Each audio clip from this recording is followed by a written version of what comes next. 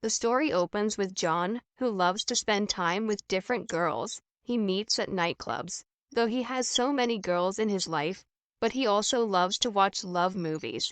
His addiction to movies and girls reaches such an extent that he has no other priority in his life. One night, when he is enjoying his time at a nightclub with his friends, he sees Barbara and immediately attracts towards her, although she also finds him interesting, but he fails to convince her to be with him for the whole night. After learning about her true identity on Facebook, he invites her to lunch.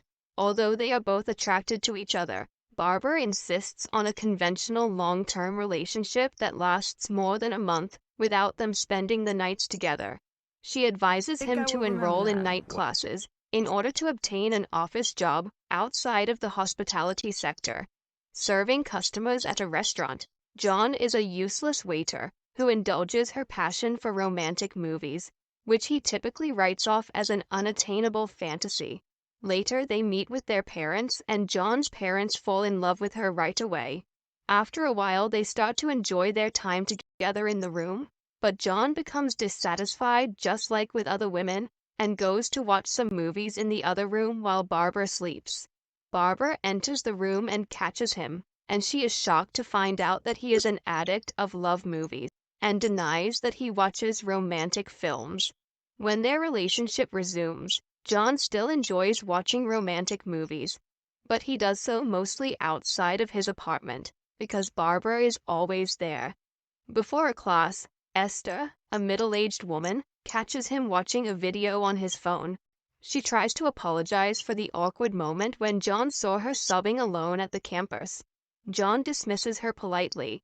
Barbara keeps trying to control him by saying that cleaning his own apartment, a task that John enjoys doing, is not for men. One evening, she checks his computer's browser history, confronts him with evidence that he has been obsessively watching romantic films, and ends their relationship. After their breakup, John tries to go back to his former way of life, but it's not the same. Esther keeps approaching John in an effort to share with him the benefits of her experience, and lends him a movie that, in her opinion, shows romantic relationships in a more accurate manner. In response, he starts having fun with her in the parked car. She tries to persuade him to have self-pleasure without watching love movies, but he is unable to do it.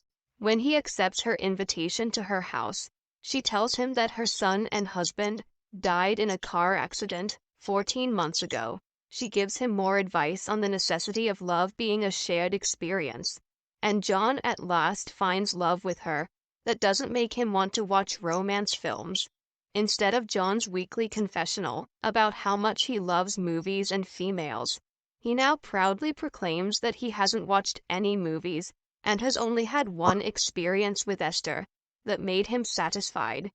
When he at last tells his parents about his breakup with Barbara, they are devastated. His teenage sister interrupts, claiming that Barbara was only using John to fulfill her romantic movie fantasy and didn't actually care about him. Later, John meets Barbara again, and apologizing to her for misleading her about the movies. John comes to the conclusion that he would be better off without Barbara, due to her selfish attitude. John claims he is not in love with Esther, but he acknowledges that they are lost in each other, and neither of them is interested in getting married anytime soon.